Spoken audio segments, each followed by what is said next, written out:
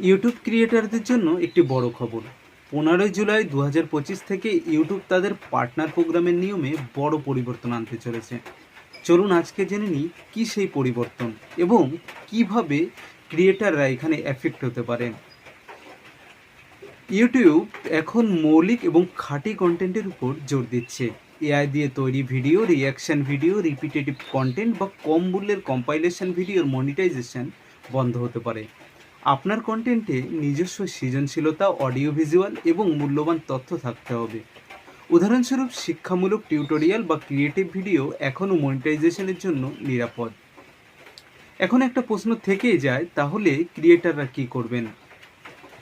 Unique metadata ব্যবহার করুন, AI content edit করে নিজের ছোঁয়া যোগ করুন এবং মৌলিকতা বজায় রাখুন। 15 জুলাইয়ের আগে আপনার কন্টেন্টে রিভিউ করুন, নয়তো মনিটাইজেশন হারাতে পারেন। যারা রিয়াকশন ভিডিও বানিয়ে থাকেন তারাও রিয়াকশন ভিডিওতে সঠিক পরিমাণে এডিট করুন এবং আপনার যে কমেন্ট্রি রয়েছে সেই কমেন্টারি ঠিকভাবে ব্যবহার করুন সেখানে। তাই ক্রিয়েটাররা এখনই প্রস্তুত হন। আরও জানতে ইউটিউবের অফিসিয়াল সাইট যেটা রয়েছে সেখানে কিন্তু চেক করতে পারেন।